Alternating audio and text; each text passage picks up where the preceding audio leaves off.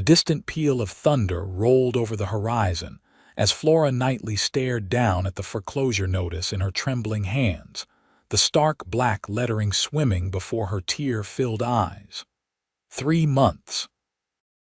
That was all the time she had left before the Sweetwater Ranch, her husband's legacy, and her only home would be seized by the First National Bank of Wyoming Territory. The year was 1875, and Flora was about to become another forgotten casualty of the unforgiving frontier that had already claimed her beloved William. Flora folded the paper carefully, her fingers working with practiced precision despite the turmoil inside her. At 26, she was younger than most widows in Laramie, Wyoming Territory, but the past 2 years had aged her spirit considerably. The ranch house seemed to creak in sympathy as she crossed the worn floorboards to the window, gazing out at the sprawling acres that stretched toward the distant mountains. William had been gone for 18 months now, taken by a sudden fever that swept through their small community. He'd left her with a half-built dream, a cattle ranch with potential, some modest savings, and a mountain of debt that had only grown as she struggled to keep everything afloat. "I won't lose this place," she whispered to the empty room, her voice carrying the steel that had kept her standing when everything else threatened to crumble. But determination alone couldn't drive cattle, repair fences, or pay the bank. Flora's auburn hair caught the last golden rays of sunset as she stepped onto the porch, pulling her shawl tighter against the evening chill. The small herd of cattle, barely 30 head remaining after she'd been forced to sell most of their stock, grazed peacefully in the distance. Tomorrow she would ride into town, see if old Mr. Holbrook at the general store might extend her credit one more time. As darkness settled across the land, Flora never noticed the lone rider approaching from the east, his silhouette merging with the gathering shadows. Morning came bright and clear, the spring air carrying the scent of sage and wildflowers. Flora had just finished feeding her few remaining chickens when she heard the distinct sound of hoofbeats approaching. Her hand instinctively moved toward the shotgun leaning against the porch post. Visitors were rare, and unexpected ones rarely brought good news. The rider came into view, a tall figure atop a magnificent chestnut gelding.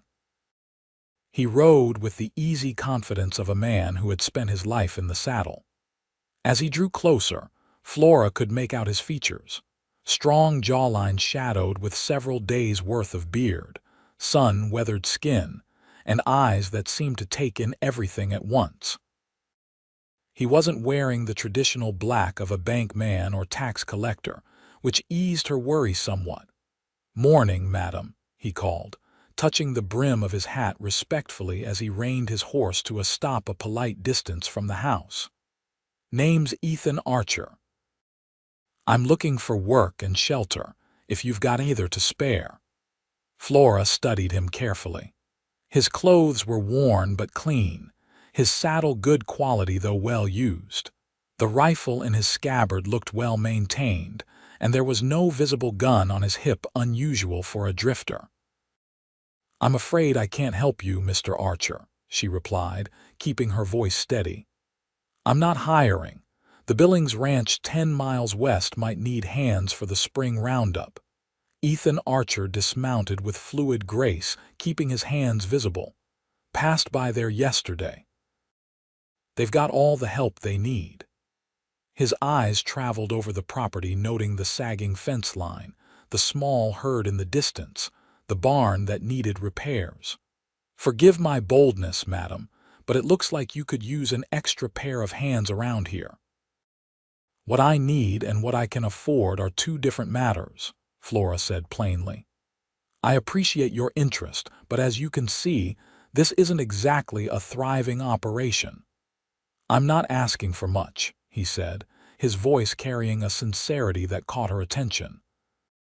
"Roof over my head, meals, and whatever you can spare when you can spare it. I'm handy with tools, good with horses and cattle. I can hunt, too. Flora hesitated. The offer was tempting, desperately needed if she was honest with herself, but experience had taught her caution. Why would a capable man work for room and board when any ranch in the territory would pay fair wages? A shadow passed over Ethan's features. Let's just say I'm looking for someplace quiet for a spell. No trouble following me if that's your concern. Just need some peace. Something in his expression, a weariness that went beyond physical exhaustion, resonated with Flora. She recognized the look of someone carrying a burden. Against her better judgment, she found herself considering his offer. 1 week, she said finally. You can stay 1 week, help with the most pressing repairs. After that, we'll reassess. Relief washed over Ethan's face. That's more than fair, Mrs. Knightley. Flora Knightley, she supplied, extending her hand in a businesslike manner. The bunkhouse is around back. It's not much, but it's dry. His hand engulfed hers, calloused and warm. Thank you, Mrs. Knightley. You won't regret it. As he led his horse toward the small bunkhouse, Flora wondered if she already did. The next morning, Flora woke to the sound of hammering. She dressed quickly and hurried outside to find Ethan already hard at work on the broken porch steps, a pile of fresh-cut lumber beside him. Mr. Archer, she called, surprise evident in her voice. Where did you get that lumber? He looked up, wiping sweat from his brow despite the early hour.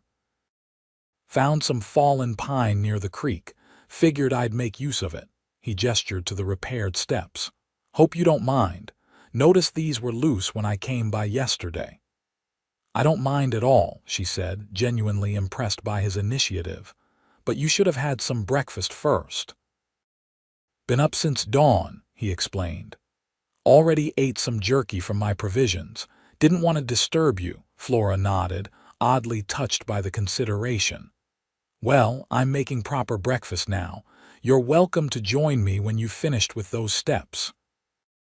Over a simple meal of biscuits, bacon, and coffee, Flora found Ethan surprisingly easy to talk with. He asked intelligent questions about the ranch, how many cattle she had, the condition of her fences, whether predators were a problem. He listened attentively as she explained the challenges she faced, never once making her feel like she was out of her depth as a woman running a ranch alone. The cattle need moving to the north pasture, she said, pouring him another cup of coffee. The grass is better there, but the fence needs mending first. I've been putting it off because it's a two-person job. We can start on that today, Ethan offered. Fix the fence, move the herd tomorrow. Flora raised an eyebrow. Figure 4 hands are better than 2, he said with a slight smile. Unless you'd rather I stick to repairs around the house. Flora considered the offer. She'd been managing the cattle mostly on her own since letting go of her last hired hand 6 months earlier when she could no longer afford to pay him. Having help would be a welcome change. All right, she agreed. We'll work on the fence today. They set out after breakfast, riding side by side across the rolling landscape. Flora on her reliable gray mare, Ethan on his chestnut gelding. She couldn't help noticing how at home he looked in the saddle, his movements in perfect harmony with his horse. You've been riding a long time, she observed. Ethan nodded. Since before I could walk, my father says. He ran a modest spread in Colorado Territory. Says, your father's still living then. A flicker of something regret perhaps crossed his features.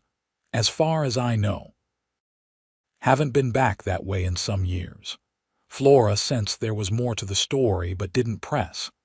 Everyone on the frontier had their secrets, their reasons for being where they were. Sometimes the past was better left undisturbed.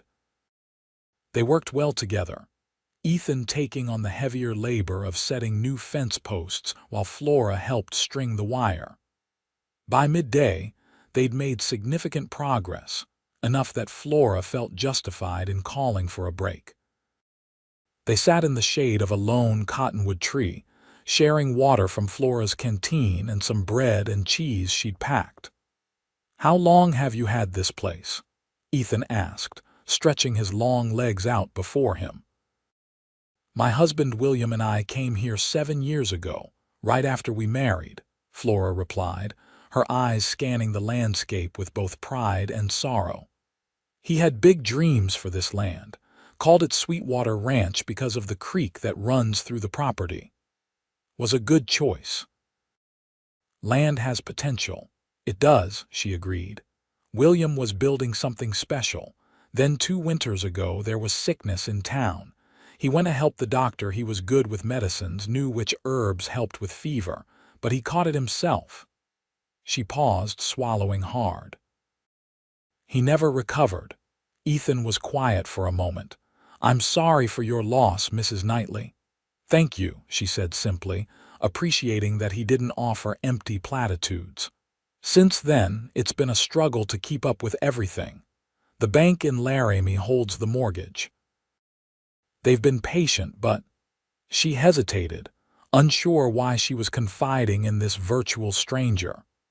"But patience has limits, especially when money's involved," Ethan finished for her. Flora nodded, surprised by how easily he understood. "I have 3 months to make good on my payments or they'll foreclose." Ethan studied the land thoughtfully. "How many head of cattle do you run?" "Used to be over 100. Now barely 30. Had to sell most to keep up with the payments, but it wasn't enough." "30's not nothing," he said encouragingly. "Good stock can bring fair prices, especially if you can get them fat by summer's end." "If," Flora echoed, unable to keep the doubt from her voice. "That's assuming no disease, no rustlers, no droughts." Ethan met her gaze, his eyes steady and clear. "One day at a time, Mrs. Knightley. Today we fix this fence. Tomorrow we move the cattle. After that, well, we'll figure it out." Something about his quiet confidence made Flora want to believe him. She nodded, getting to her feet. "We'd better get back to work then." As the days passed, Ethan proved himself invaluable. He mended fences, repaired the leaking barn roof, chopped enough firewood to last well into summer, and helped move the cattle to better grazing. In the evenings, he often hunted, bringing back rabbits or the occasional deer to supplement their meals.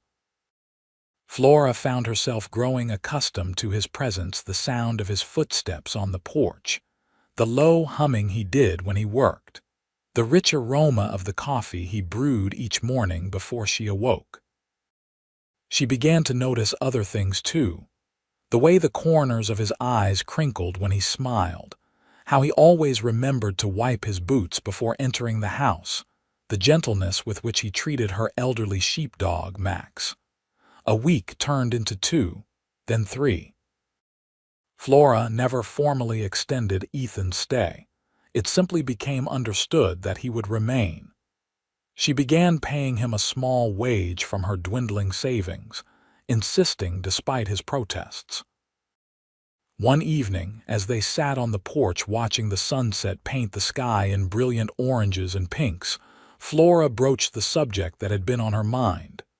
"Mr. Archer, Ethan," he corrected gently. "After all this time, I think you can call me Ethan." "Ethan," she amended with a small smile. "You've been here nearly a month now, and I've yet to ask where you were headed when you stopped here." He was quiet for a long moment, his gaze fixed on the distant mountains. "Wasn't headed anywhere in particular, just away." "Away from what?" Flora asked softly. Ethan sighed, running a hand through his dark hair. "A lot of things, mistakes, regrets." He glanced at her. "War changes a man, Mrs. Knightley." "Flora," she offered. "If I'm to call you Ethan, it seems only fair." He nodded in acknowledgement. "I fought with the Union. Saw things no man should see, did things." He trailed off, his jaw tightening. "After, I couldn't go back to my father's ranch. Everything felt too small, too quiet. So I drifted, took work where I could find it."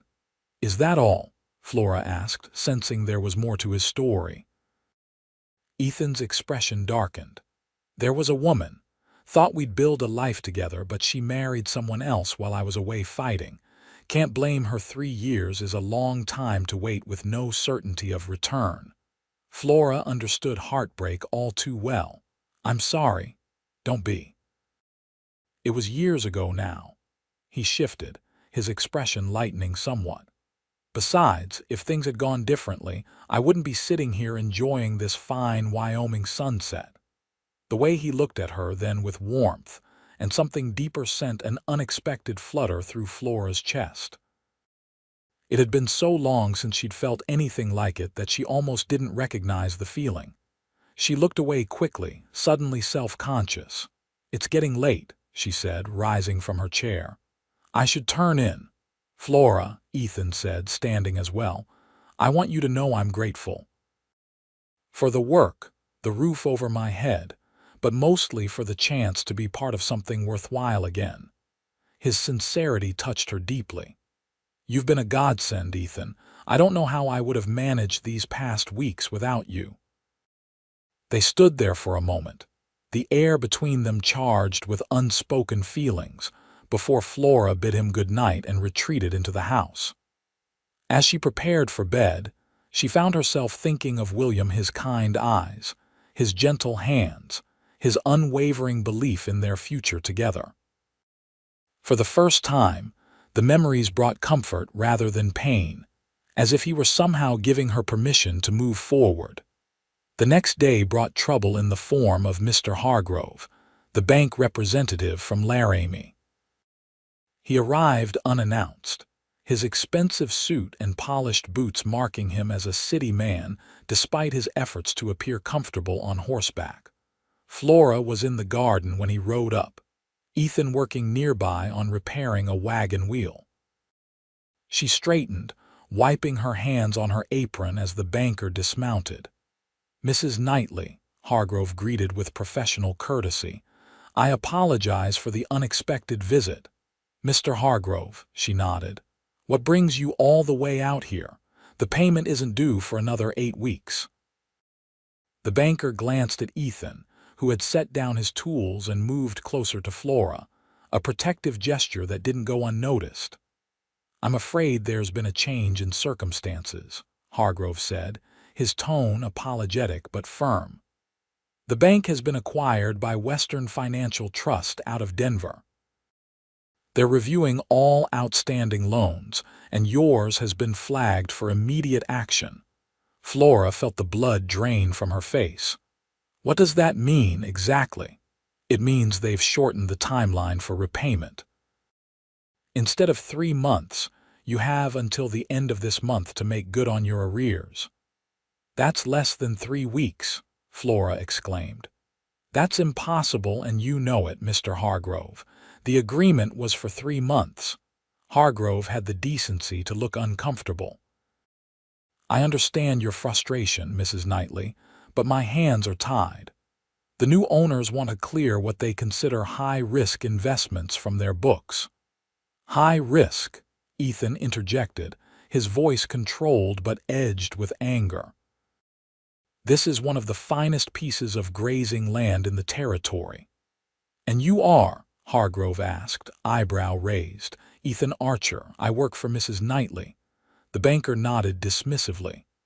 "Well, Mr. Archer, while the land may be fine, the operation isn't turning a profit. Mrs. Knightley has been behind on payments for nearly a year now." "Because you people kept raising the interest," Flora said, her composure finally breaking. "Every time I make a payment, more gets added on. It's impossible to get ahead." "That's business, Mrs. Knightley," Hargrove said with a sigh. "Look, I'm truly sorry about this. William was a good man, and I've tried to be patient, but the decision isn't mine anymore." He reached into his jacket and withdrew an envelope. "Here are the details of what's owed. If you can't meet the new deadline, I suggest you consider selling to Marcus Fletcher. He's made an offer to buy out your mortgage." Flora took the envelope with trembling hands. "Fletcher, the cattle baron from Colorado, why would he want my small ranch?" "He's expanding into Wyoming territory," Hargrove explained. buying up smaller operations. His offer would clear your debt and leave you with enough to start fresh elsewhere. "This is my home," Flora said firmly. "I'm not selling to Fletcher or anyone else." Hargrove sighed. "Then I strongly suggest you find the money by month's end." "Good day, Mrs. Knightley, Mr. Archer." As the banker rode away, Flora opened the envelope with dread. The figure written there made her heart sink. It was more than double what she'd thought she owed. "How bad is it?" Ethan asked quietly. She handed him the paper wordlessly. He let out a low whistle as he read the amount. "This can't be right," he said. "They've added fees on top of fees." "It doesn't matter if it's right," Flora replied, her voice hollow. "They hold the mortgage, they make the rules." She looked around at the ranch, her home, her life, her last connection to William, and felt despair washing over her. Ethan placed a gentle hand on her shoulder. "We'll figure this out, Flora. I promise." She wanted desperately to believe him. That evening, after a subdued dinner, Ethan laid out a plan. "We need to increase your herd fast," he said, spreading a map of the territory on the kitchen table. "There's a cattle auction in Cheyenne next week. If we could buy even 20 good head, it would help come selling time." "With what money?" Flora asked. "I've barely enough to keep us fed, let alone buy cattle." Ethan hesitated. "I have some savings. Not much, but enough for a small stake." Flora stared at him in disbelief. "You'd invest your savings in my ranch. Why would you do that?" His eyes met hers, honest and clear. "Because I believe in this place, in what we could build here." The word "we" hung between them, full of possibility. "Even if we bought more cattle," Flora said after a moment, "we'd still need a miracle to make enough by the end of the month." "Then we'll find one," Ethan said simply. "I've got another idea. The Army outpost at Fort Laramie always needs beef. They pay fair prices and pay on delivery. If we could secure a contract with them." Hope flickered in Flora's heart for the first time since Hargrove's visit. "How do we do that?" "I know someone there," Ethan admitted. "Captain James Riley. We served together. He's in charge of supplies now. You'd speak to him for me." Ethan nodded. "We could ride to the fort tomorrow, be back by nightfall." Flora studied him, this man who had appeared in her life when she needed him most. "Why are you doing all this, Ethan? You could walk away, find work elsewhere. This isn't your fight." He reached across the table, his hand covering hers. "Maybe I'm tired of walking away. Maybe I've found something worth staying for." The warmth of his touch, the sincerity in his eyes, it was overwhelming. Flora hadn't allowed herself to feel this way in so long, had buried her heart alongside her husband.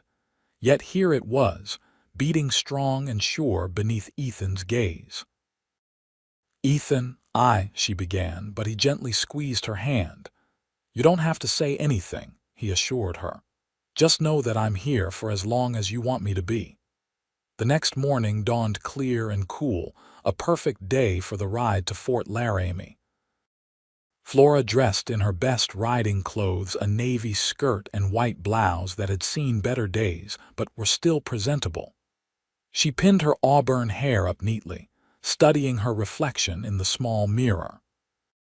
The woman looking back at her seemed different somehow, her eyes brighter, her cheeks touched with color that hadn't been there in years. Ethan was waiting by the horses when she emerged, his own appearance tidied for the visit. He'd shaved his beard, revealing a strong jawline, and wore a clean shirt under his leather vest. He looked handsome in a way that caught Flora by surprise, though she quickly pushed the thought aside. "Ready?" he asked, helping her mount her mare. The ride to Fort Laramie took most of the morning, but the time passed quickly as they talked. Ethan told her more about his childhood in Colorado, his father's small ranch, his mother who had died when he was 12. Flora shared stories of her own upbringing in Missouri, how she'd met William at a church social, their journey west to build a new life. "He would have liked you," she said at one point, surprising herself with the admission. William always said a man's character showed in how he treated animals and how hard he worked when no one was watching. Ethan smiled at that. Sounds like a wise man. He was, Flora agreed softly. He taught me everything I know about ranching. Said a woman should always be able to fend for herself, even with a husband at her side. He was right, Ethan nodded approvingly, though there's no shame in accepting help when it's offered from the right place. The fort came into view shortly afterward, the American flag fluttering above the wooden walls. As they approached the gates, Flora felt a flutter of nerves. So much depended on this meeting. Captain Riley turned out to be a burly man with a booming laugh who greeted Ethan like a long-lost brother. He welcomed them into his office, listening attentively as Ethan explained their situation. "So you need a beef contract," Riley summarized, looking between them. "And quickly." "Yes, sir," Flora confirmed. "Our cattle are healthy, grass-fed. We can deliver 20 head immediately, with more to follow as our herd increases." Riley stroked his mustache thoughtfully. "Our current supplier has been less than reliable lately. Late deliveries, questionable quality." He glanced at Ethan. "And I've never known Archer here to vouch for anything less than the best." Relief washed over Flora as the captain extended his hand. "We have a deal, Mrs. Knightley. 20 head now, with an option for 30 more before winter." As they rode back to the ranch, spirits high with their success, Flora could hardly contain her excitement. "This changes everything, Ethan.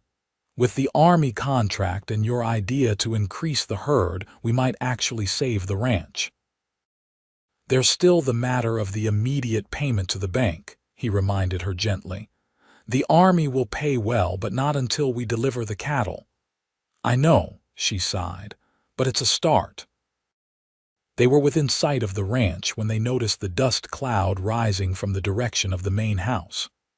As they drew closer, Flora gasped in alarm. 3 riders were circling the cattle pen, driving the herd into a tight, panicked mass.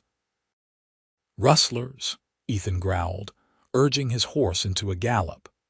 Flora followed close behind, her heart pounding with fear and fury. By the time they reached the pen, the men had already cut out 5 head of cattle and were driving them toward the open range. Ethan pulled his rifle from its scabbard without slowing. "That's far enough," he shouted, leveling the weapon at the nearest rustler. The 3 men halted, startled by the unexpected opposition.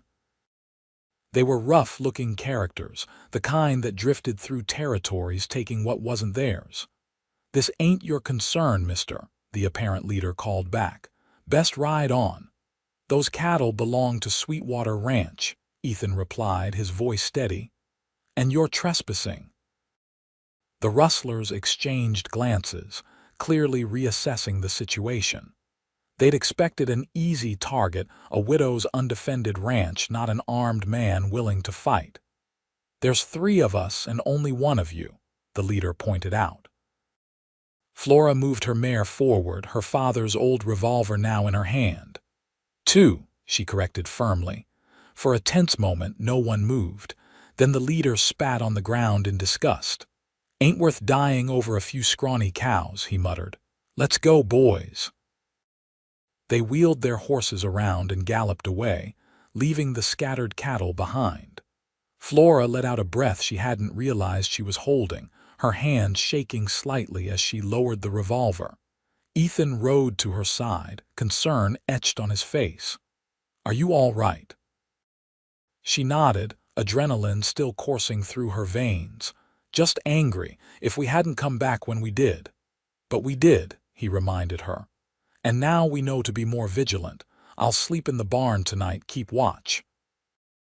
As they worked together to round up the scattered cattle, Flora couldn't help thinking how different things might have been without Ethan. Not just today, but every day since his arrival. The ranch was running better than it had in years. Hope had returned to her life. And something else too, something warm and fragile that she wasn't quite ready to name.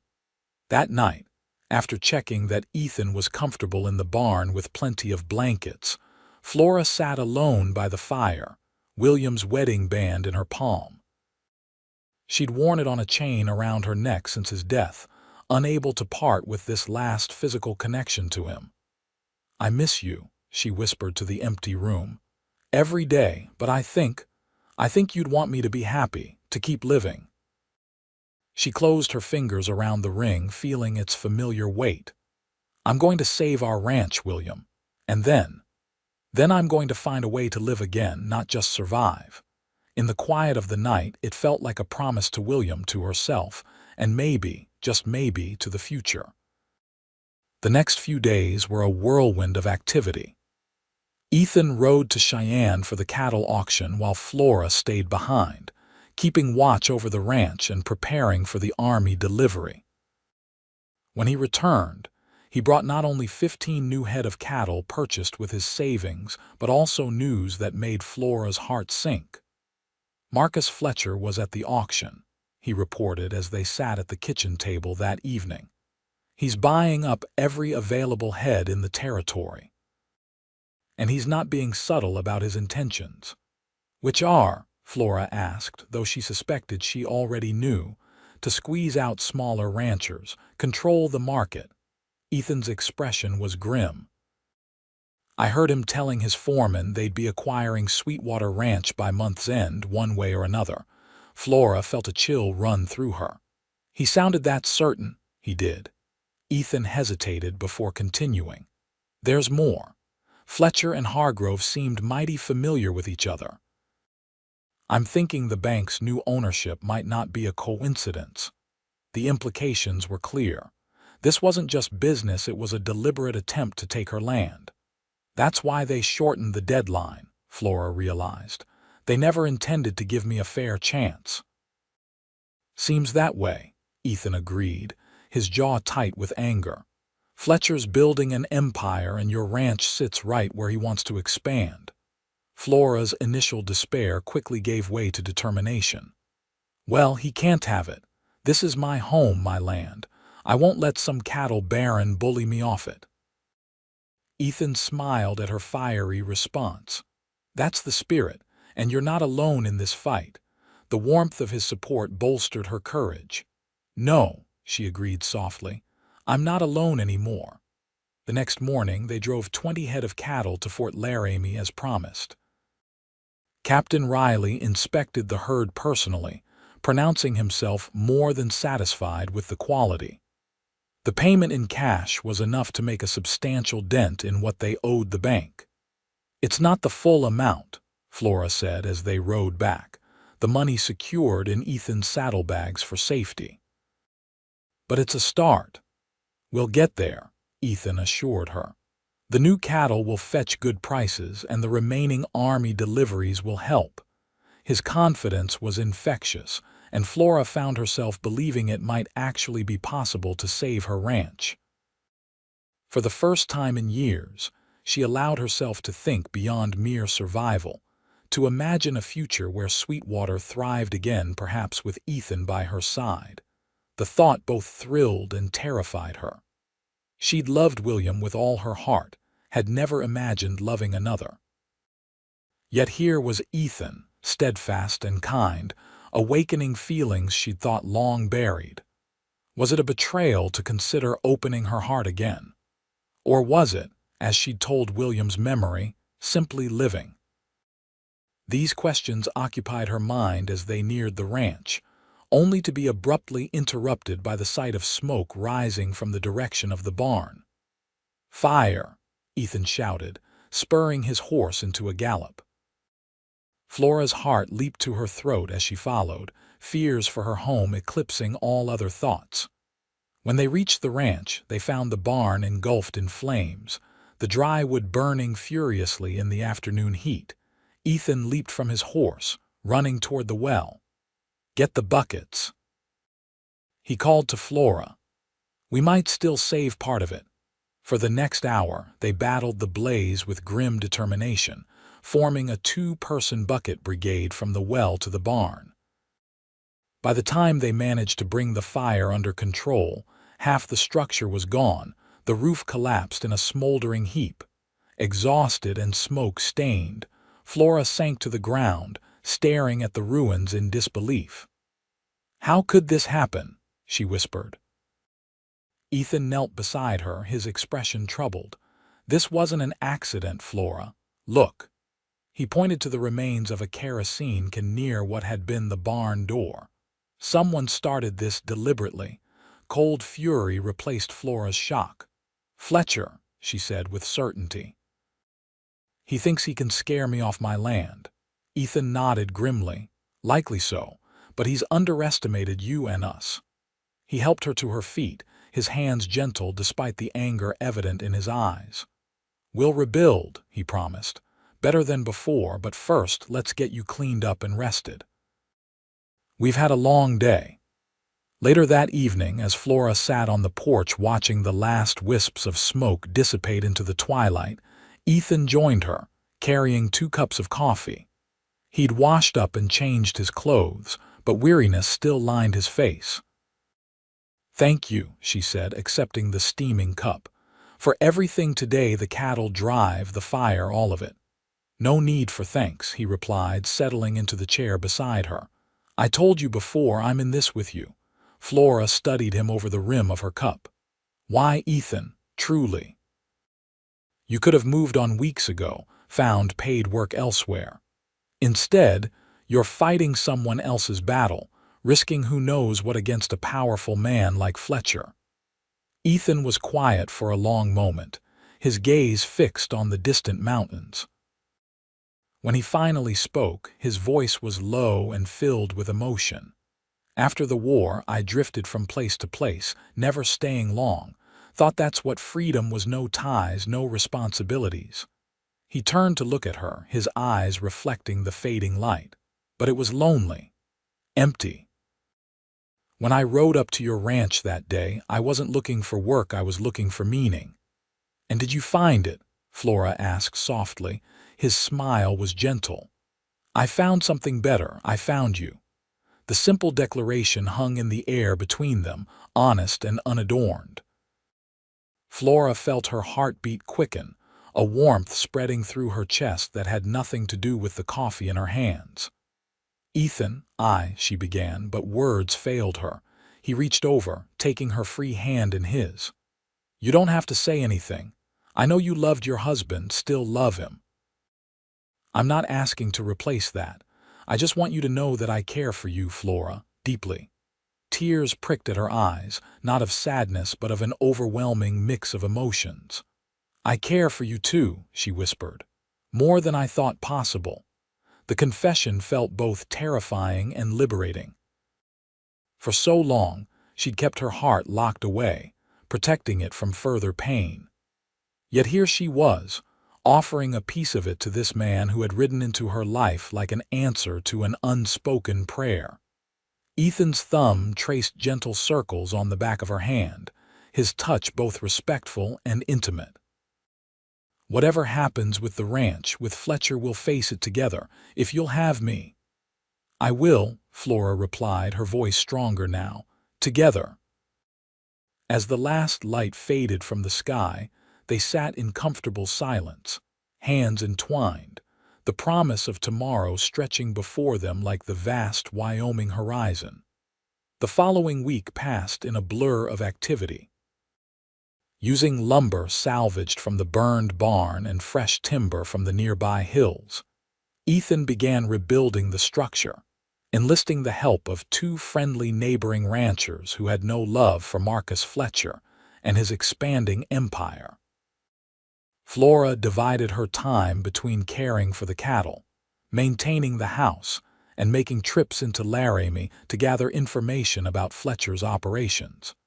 What she learned only reinforced her suspicions.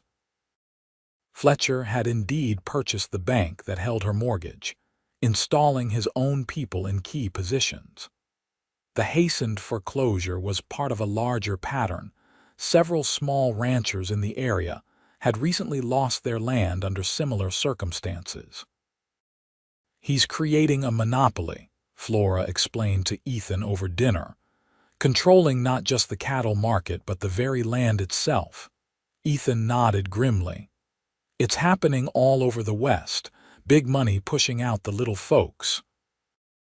Well, this little folk isn't going quietly, Flora declared, a determined glint in her eye. I spoke with Judge Thompson today. He thinks the accelerated foreclosure might not be legal, especially if we can prove Fletcher manipulated the situation for personal gain. Hope sparked in Ethan's expression. That could buy us more time.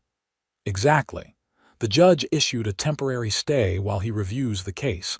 We have until his ruling at least another month to gather the full payment. Ethan reached across the table, squeezing her hand in congratulations.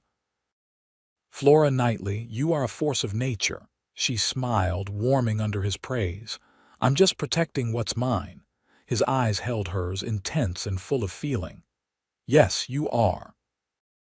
The moment stretched between them, charged with unspoken emotions until Flora gently pulled her hand away, suddenly self-conscious.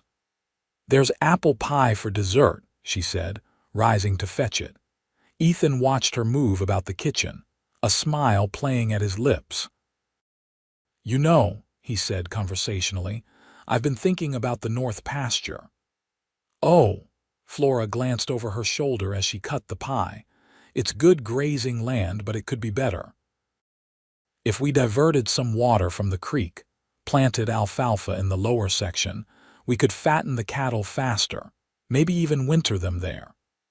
The casual way he spoke of future plans, of improvements that would take seasons to complete, filled Flora with a quiet joy.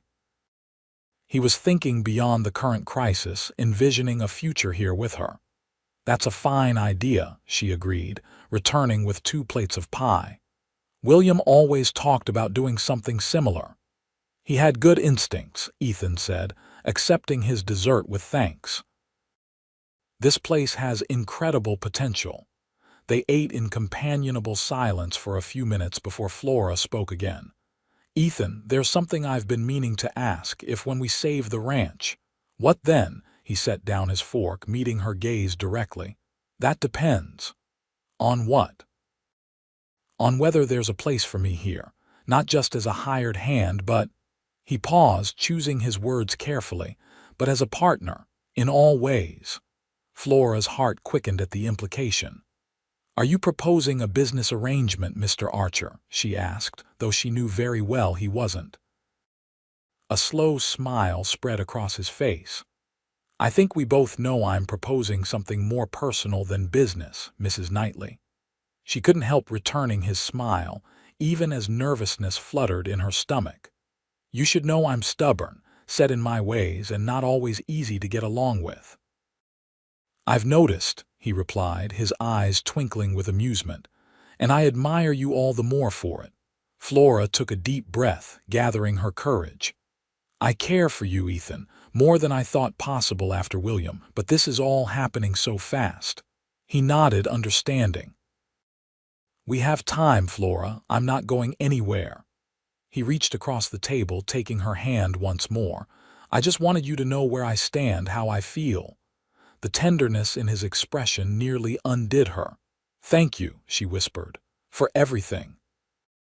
That night, as Flora prepared for bed, she found herself standing before the small mirror again, studying her reflection.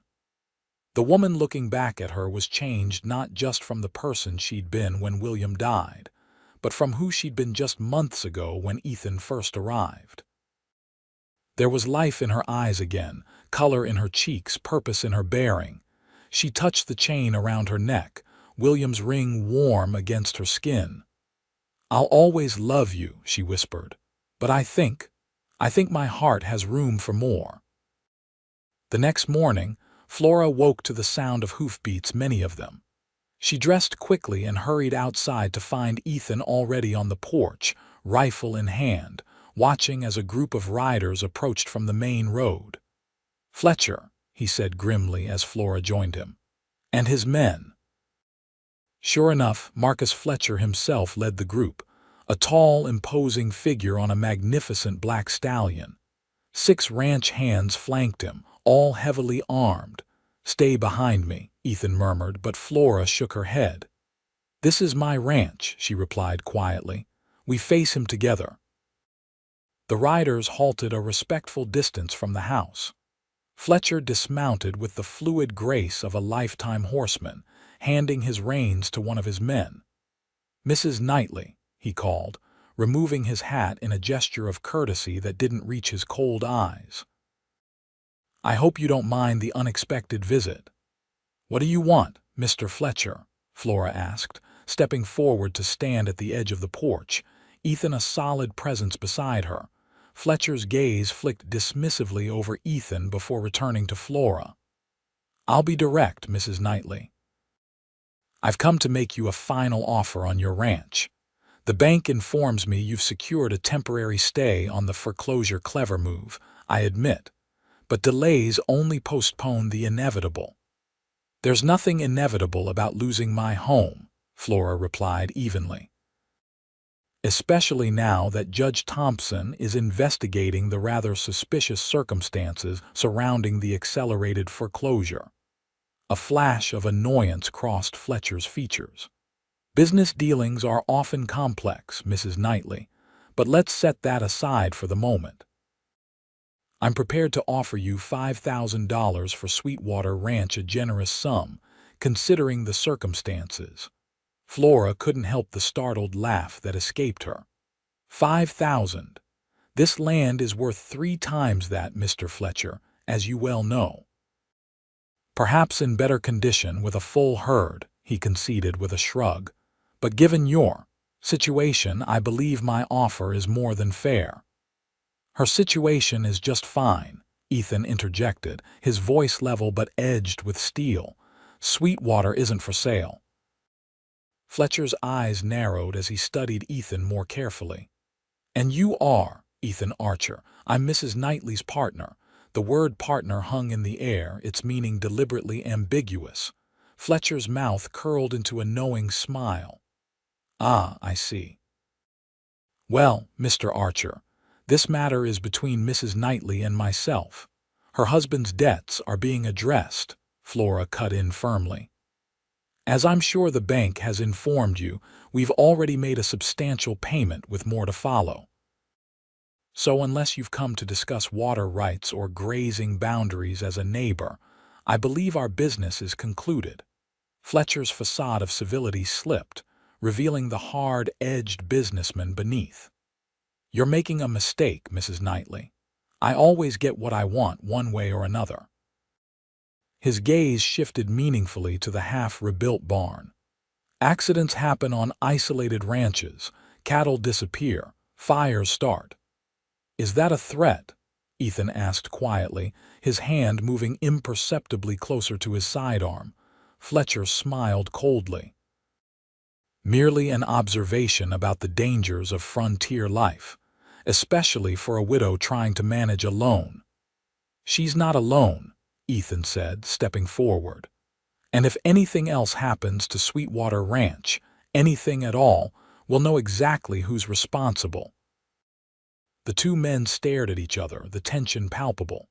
Finally, Fletcher replaced his hat, touching the brim in a mocking salute.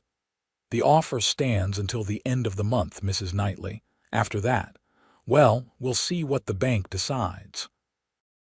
He turned and strode back to his horse, mounting with practiced ease. "Good day to you both."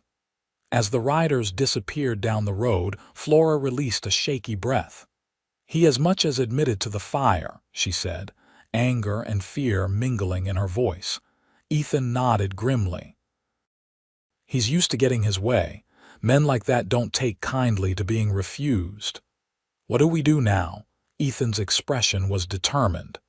"We finish rebuilding the barn, we tend the cattle, we pay off the bank, and we watch our backs." Flora slipped her hand into his, drawing strength from his steady presence. "Together, together," he agreed, squeezing her hand gently. That evening, as they sat by the fire going over their finances, calculating how much more they needed to pay off the bank completely, there was a knock at the door. Flora and Ethan exchanged wary glances. "Stay here," Ethan said, rising to his feet and drawing his revolver. He approached the door cautiously. "Who is it?" "Jeremiah Simmons, Mr. Archer," came the reply. "I've come to speak with Mrs. Knightley." Flora recognized the name. Jeremiah Simmons was Fletcher's foreman, a man with a reputation for loyalty to his employer and ruthlessness toward Fletcher's enemies. "What's your business?" Ethan called through the door, his gun ready. "I'm alone and unarmed," Simmons replied. "It's important." Ethan glanced at Flora, who nodded her assent. He opened the door slowly, keeping his weapon visible. Simmons stood on the porch alone, his hands clearly empty. "Mrs. Knightley," he acknowledged with a nod. "May I come in? What I have to say shouldn't be overheard." After a moment's hesitation, Flora gestured him inside. Simmons entered, removing his hat, his weathered face serious in the lamplight. "I'll be direct," he said, declining the offer of a chair. "I've worked for Marcus Fletcher for 15 years. In that time, I've done things I'm not proud of, helping him pressure folks off their land, looking the other way when his methods crossed the line." "Why are you telling us this?" Ethan asked, suspicion evident in his voice. Simmons sighed, suddenly looking older than his years. "Because this time he's gone too far. I didn't sign up to burn out widows or threaten decent folk." "The barn fire," Flora said quietly. "That was Fletcher's doing," Simmons nodded grimly. "On his direct orders, and he's planning worse if you don't sell." "Why should we believe you?" Ethan demanded. "For all we know, this could be another of Fletcher's tricks." "Fair question," Simmons acknowledged. He reached into his pocket slowly, telegraphing his movements to avoid alarming Ethan. "This might convince you." He withdrew a folded paper and handed it to Flora. It was a bank draft made out to Marcus Fletcher, signed by the president of First National Bank of Laramie. "Look at the amount," Simmons urged. Flora's eyes widened as she read the figure. "This is exactly what we owe on the mortgage. Plus a hefty bonus," Simmons confirmed. "Payment for manufacturing a reason to foreclose. Fletcher's been planning this for months." Flora handed the bank draft to Ethan, who studied it carefully. "This is evidence of fraud," he said, looking up at Simmons. "Why are you showing us this?"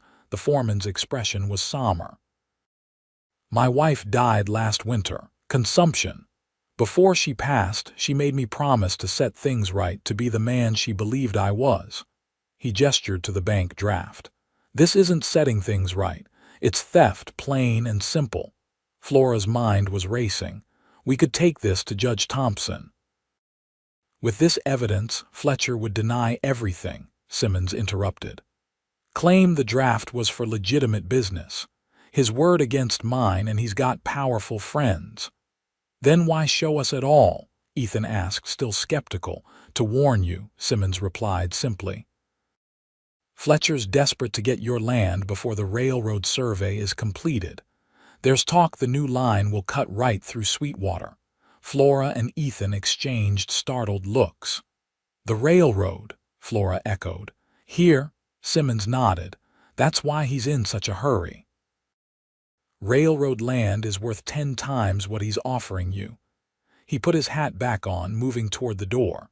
"I've said my piece. Watch yourselves. Fletcher's not a man to cross." "Wait," Flora called as he reached for the doorknob. "Why risk this? He'll know you came here."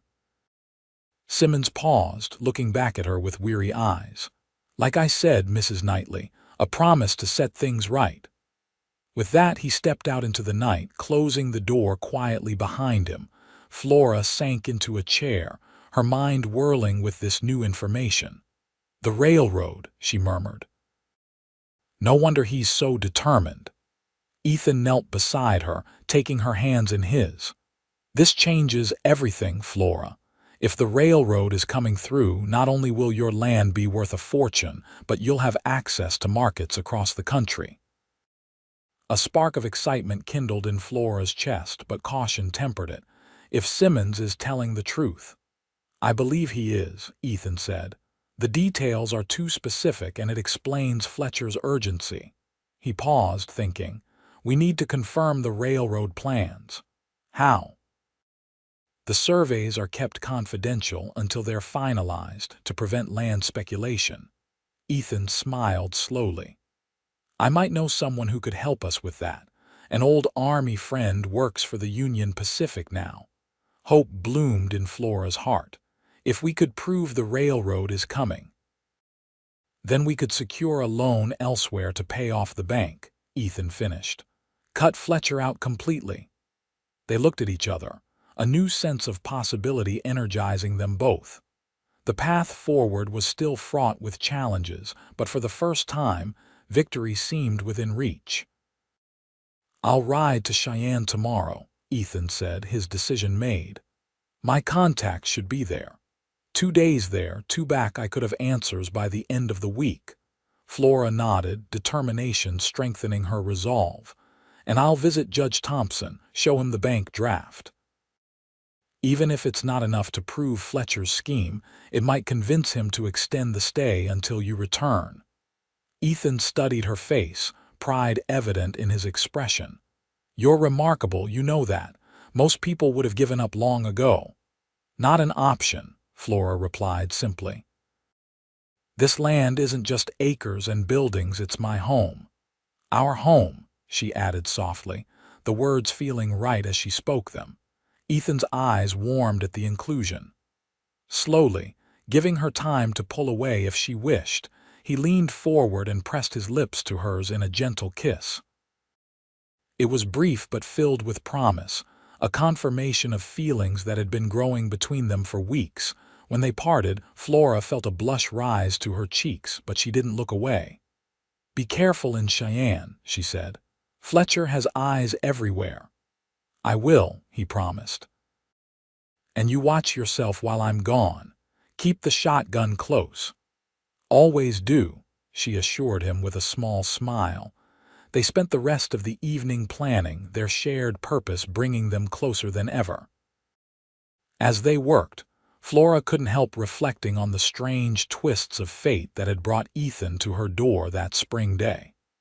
What had seemed like the darkest time of her life was transforming into something unexpected and beautiful, a new beginning. The following morning dawned crisp and clear, perfect for traveling. Flora packed provisions for Ethan's journey while he saddled his horse and checked his weapons. I'll be back as soon as I can, he promised as they stood together in the yard, his gelding pawing impatiently at the ground. I'll be here, Flora replied, fighting the worry that knotted her stomach. 4 days was a long time to be alone, especially with Fletcher's threat hanging over her. As if reading her thoughts, Ethan took her hands in his. I wouldn't go if there was any other way. I know, she assured him. And this is our best chance. I'll be fine. She reached up impulsively, pulling him down for another kiss, this one less hesitant than the first. For luck, she murmured as they parted. Ethan's smile was tender. With that kind of luck, I'll be back before you know it. He mounted smoothly, tipping his hat to her before urging his horse into a trot. Flora watched until he disappeared from view, then turned resolutely toward the house. She had her own tasks to complete, starting with a visit to Judge Thompson in Laramie. The small town was bustling when Flora arrived mid-morning. She tied her mare outside the courthouse, straightened her riding skirt, and made her way inside. Judge Thompson, a kindly older man with shrewd eyes behind wire-rimmed spectacles, received her in his chambers. Mrs. Knightley, he greeted, rising from behind his desk. I've been reviewing your case. Troubling business, this accelerated foreclosure. More troubling than you know, Your Honor, Flora replied, withdrawing Simmons' bank draft from her reticule. This came into my possession last night. The judge examined the document carefully, his bushy eyebrows rising as he read. This is quite serious, Mrs. Knightley. Where did you get this? I'm not at liberty to say, Flora answered, protecting Simmons. but I believe it proves Marcus Fletcher has manipulated the bank for his personal gain." Judge Thompson frowned, tapping the paper thoughtfully. "It's suggestive, certainly, but not conclusive. Fletcher could claim this was for any number of legitimate transactions." "I understand," Flora nodded, "but is it enough to extend the stay on foreclosure?" "Just until we can gather more evidence." The judge studied her for a moment. "You're a determined woman, Mrs. Knightley. Your husband would be proud." He sighed, making his decision. "I'll extend the stay for 2 weeks. That's the best I can do without more concrete evidence." Relief washed over Flora. "Thank you, Your Honor. That's all I ask." As she left the courthouse, a sense of accomplishment buoyed her spirits. 2 more weeks' time for Ethan to return, for them to secure a new loan if the railroad information proved true. She was so preoccupied with these thoughts that she didn't notice the man watching her from across the street, nor did she see him mount his horse and follow at a discreet distance as she rode back to Sweetwater. The next 2 days passed slowly. Flora kept busy with ranch chores, assisted by the neighboring ranchers who took turns riding over to check on her in Ethan's absence. By the 3rd day, she had settled into a routine, trying not to count the hours until Ethan's expected return. She was in the garden harvesting vegetables for dinner when she heard horses approaching. Thinking it might be Ethan returning early, she straightened eagerly, shading her eyes against the afternoon sun. Her heart sank as she recognized Fletcher's men, 4 of them, Simmons noticeably absent. They rode directly to the house, dismounting with casual arrogance. Flora reached for the shotgun she'd propped against the garden fence, keeping it lowered but visible as she approached. "Something I can help you gentlemen with." The leader, a hard-faced man she knew as Decker, smiled unpleasantly. "Mr. Fletcher sent us to check on you, Mrs. Knightley. Heard your partner has left you all alone." A chill ran down Flora's spine at the implication that Fletcher had been watching the ranch. "As you can see, I'm perfectly fine. You can tell Mr. Fletcher his concern isn't necessary." Decker's smile widened.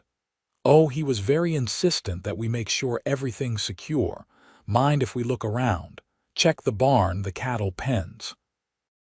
"I mind very much," Flora replied firmly, raising the shotgun slightly. "This is private property. Unless you have official business here, I'll thank you to leave." The men exchanged glances, their expressions hardening. "Now, that's not very neighborly," Decker drawled. "Mr. Fletcher's just trying to be helpful." "I don't need his kind of help," Flora stated coldly. "Now please go before this gets unpleasant." For a tense moment, Decker seemed to be considering his options. His hand drifted toward his holstered revolver, and Flora's finger tightened on the shotgun's trigger. "Everything all right here, Flora?" called a familiar voice. Relief flooded through her as she saw Thomas Weber, one of the neighboring ranchers, riding up with his 2 grown sons. They all carried rifles, their expressions leaving no doubt about their willingness to use them. Decker scowled, clearly reevaluating the situation now that the odds had shifted. "Just paying a social call," he said smoothly, backing toward his horse. "No need for concern." "Social calls usually come with invitations," Weber replied, his tone pleasant but his eyes hard. "Mrs. Knightley doesn't seem to have invited you boys." The silent standoff lasted another few seconds before Decker shrugged elaborately. "We'll be going then. Give Mr. Archer our regards when he returns." The threat in his words was unmistakable. Flora watched them ride away, her heart hammering in her chest. "Thank you, Thomas," she said sincerely when they disappeared from view. Their timing was concerning. Weber nodded grimly. "Fletcher's getting desperate. Word is the railroad survey is nearly complete." He looked at her keenly. "That's where Archer went, isn't it? To find out about the route?" Flora hesitated, then nodded. Thomas Weber had been a friend to her and William for years. Yes.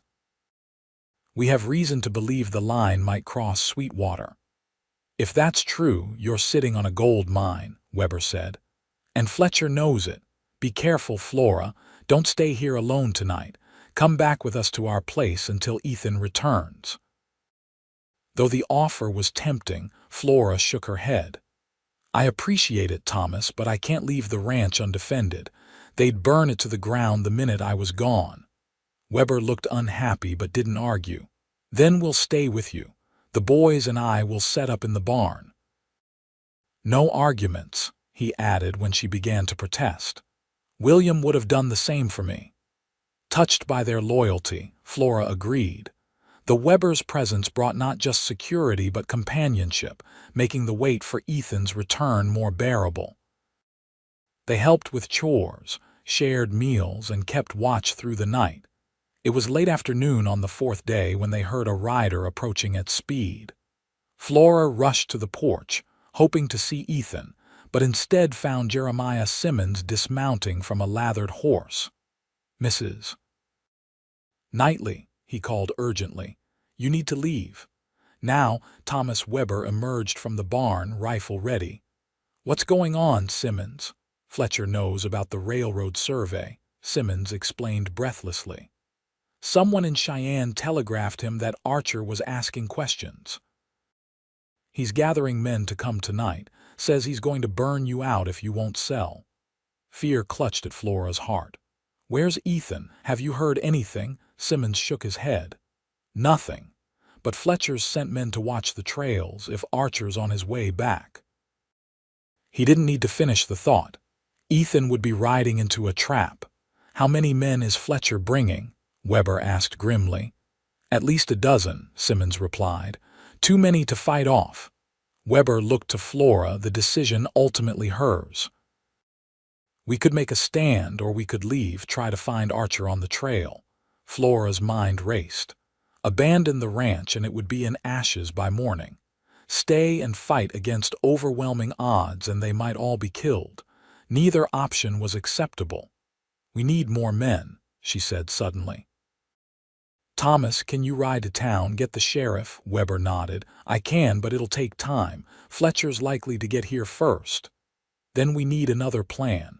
Flora looked at Simmons. Will you help us? The foreman nodded without hesitation. That's why I'm here. I'm done with Fletcher's methods. An idea began to form in Flora's mind, risky but possibly their only chance. Here's what we're going to do. As darkness fell, Flora sat alone in the kitchen, a single lamp burning in the window. From the outside, the ranch appeared quiet, peaceful, a solitary widow awaiting her fate. In reality, Weber's sons were hidden in the barn and along the fence line, armed and ready. Simmons was stationed near the road, watching for Fletcher's approach, while Weber himself had ridden for the sheriff, hoping to return in time. Flora checked her father's revolver for the third time, ensuring it was loaded and within easy reach. The waiting was the hardest part, the not knowing if Ethan was safe, if their plan would work.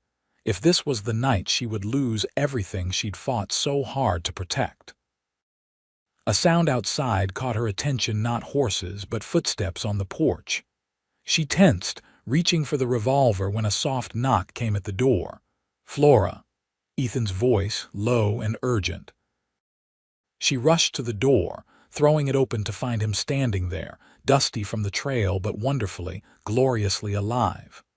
Without a word, she pulled him inside, throwing her arms around him in a fierce embrace. Thank God, she breathed against his chest. We've been so worried.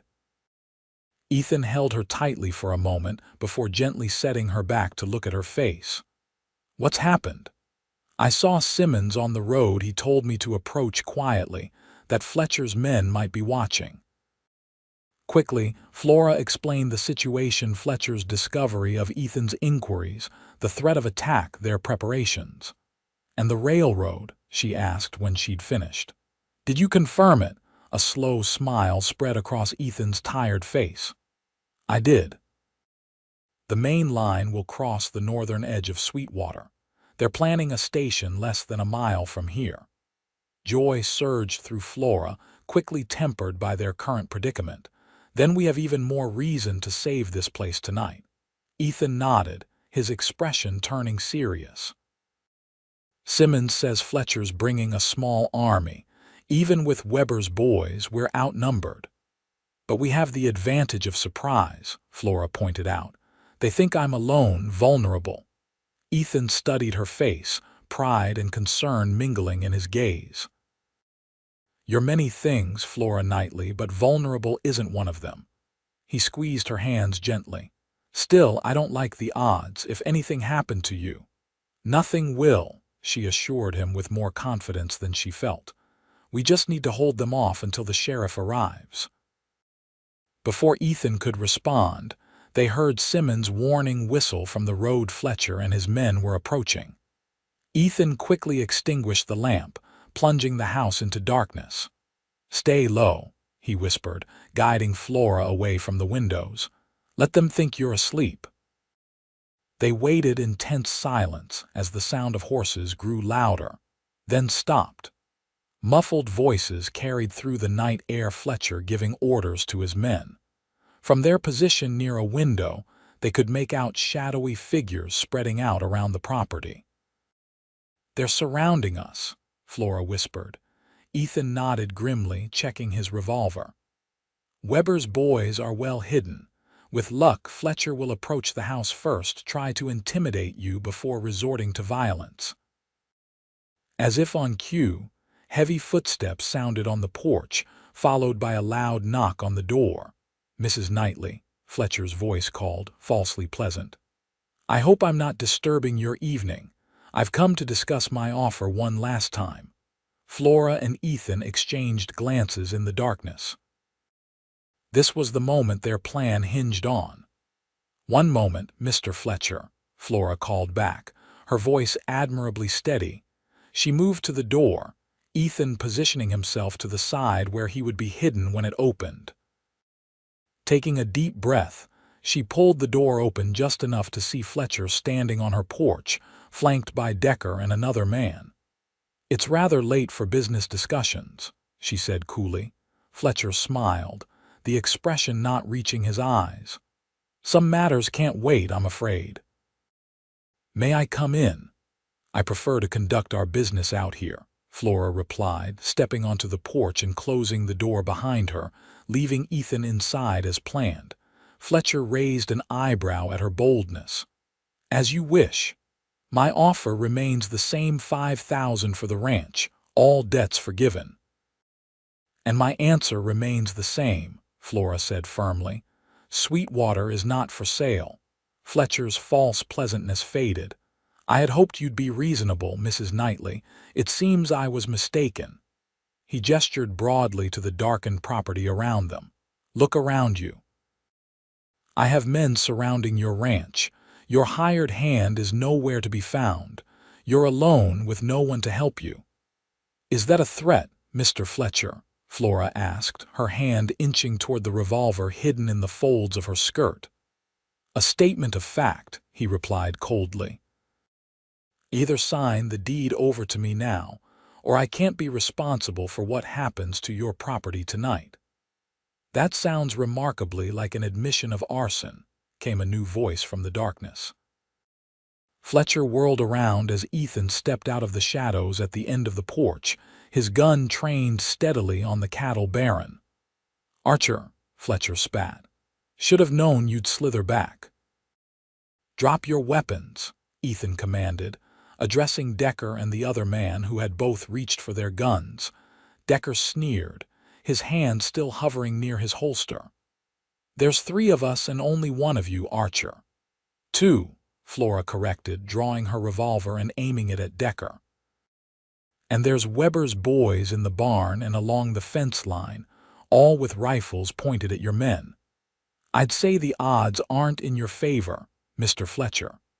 Uncertainty flickered across Fletcher's face as he assessed the situation.